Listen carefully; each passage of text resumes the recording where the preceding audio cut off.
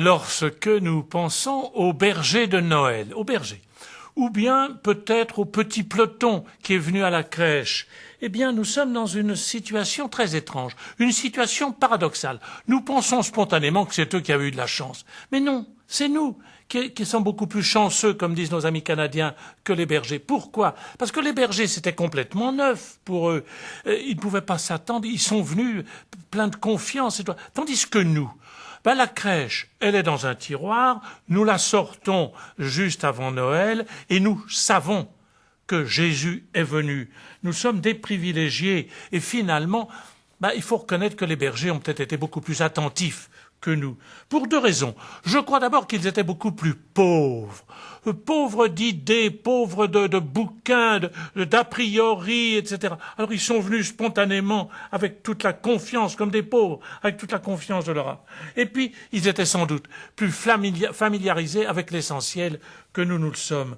Alors, je vais prendre plusieurs paraboles pour scruter et nous faire comprendre ce qui pouvait habiter les bergers et comment ils pouvaient nommer Dieu, comment ils pouvaient comprendre les merveilles de Dieu et comment nous sommes invités à entrer dans le même chemin. Et cela d'une manière très simple, par les mots.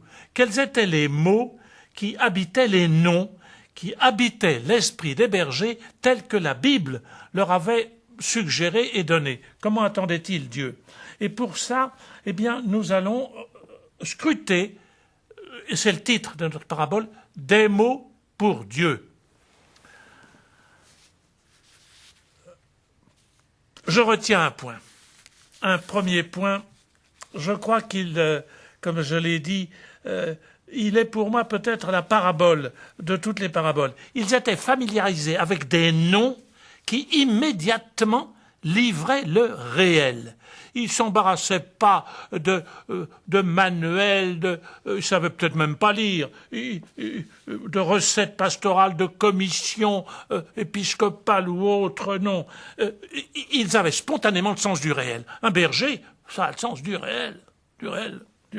Ils étaient coutumiers de ce que les noms portent une charge désigne, une charge heureuse. Ils n'avaient pas de photocopieur, c'était leur cœur qui était les photocopieurs de leur foi. Or, l'étonnant, ce n'est pas du tout que des mots humains puissent servir à désigner Dieu en étant dépassés par eux. Non, c'est l'extraordinaire, c'est que Dieu a inclus des aspects de son infinité, de sa bonté infinie dans des petits mots, dans des mots humains, jusqu'à Noël, où tout d'un coup on a vu que c'était le Verbe de Dieu, la deuxième personne de la Trinité, celle qui était l'équivalent, l'égal de son Père, qui recevait tout de son Père, qui se connaissait lui-même en regardant son Père. Vous connaissez l'épisode de Saint-Augustin, il est merveilleux. Saint-Augustin se promène, le grand théologien, peut-être le plus grand théologien de tous les temps, se promène le long de la plage. Puis tout d'un coup, il voit un petit enfant qui essaye de vider la mer avec une coquille. Or, Saint-Augustin s'arrête, et Saint-Augustin était préoccupé par le problème de la prédestination à ce moment-là. Et le petit enfant, qui était un ange, le petit Saint-Augustin dit à l'enfant, mais enfin, tu vas jamais y arriver, vider la mer avec un coquillage. Et Saint-Augustin est tout éberlué. Et l'enfant lui dit, si, parce que je suis aidé de Dieu. Alors, qu'est-ce que ça voulait dire? Ça voulait dire que nous avons des petits coquillages et nous cherchons à vider la mer, c'est-à-dire à scruter le mystère de Dieu. Alors, on n'en finira pas. On n'en finira pas de vider la mer, de scruter le mystère de Dieu. Au moment de Noël, eh bien, je vous invite à mettre une hiérarchie dans les noms, dans les mots, qui chacun sont une parabole, à mettre une hiérarchie dans ces noms divins que la Bible nous propose. Il y a d'abord, vous connaissez ces mots qui sont Dieu est juge, il est médecin, il est nourrice, il est guerrier. Le mot nourrice est très beau. Saint Paul le reprendra en parlant de la foi. Quand accepterez-vous d'être porté dans les bras comme une nourrice tient son enfant? C'est comme ça qu'il définit la foi. Et Dieu est une nourrice. Il est témoin. Il y a d'autres noms, une autre catégorie qui sont pris par comparaison avec des objets matériels. D'une banalité, les psaumes nous disent tout le temps « Dieu est mon rocher ». Ça veut dire c'est celui qui est mon point d'ancrage, qui est solide. Je peux m'appuyer dessus. Et disent les psaumes, il est source, il est épée. Et puis même des noms d'animaux qu'on attribue à Dieu pour dire sa puissance. Il est lion, il est ours, il est aigle. Les ailes de l'aigle dont parle le Deutéronome que reprendra Thérèse de Lisieux. Puis, vous trouverez dans la liste de ces noms quatre titres fondamentaux.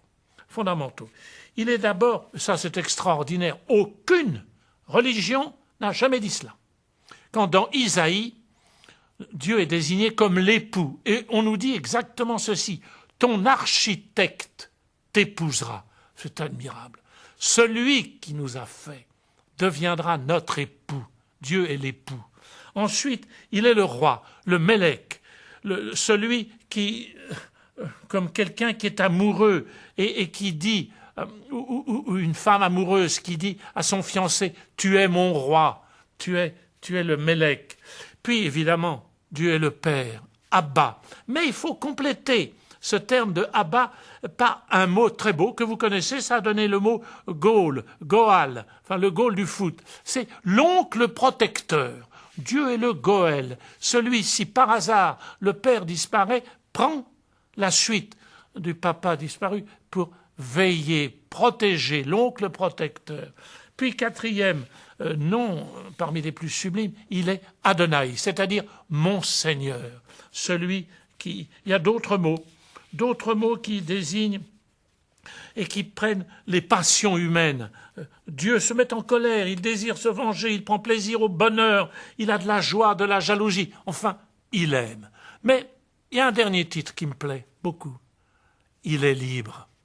Mais libre par amour. Libre d'amour. Et ça, c'est toute l'histoire de la Bible est traversée par ce titre de la liberté divine, la jalousie de la liberté, où Dieu est tout-puissant pour aimer tous ceux qu'il aime.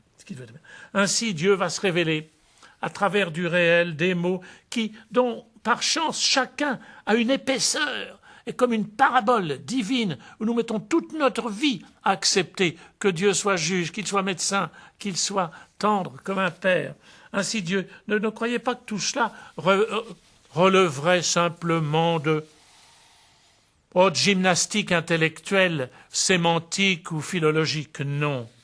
Tout cela a un but précis, très précis. Nous préparer à l'accueillir.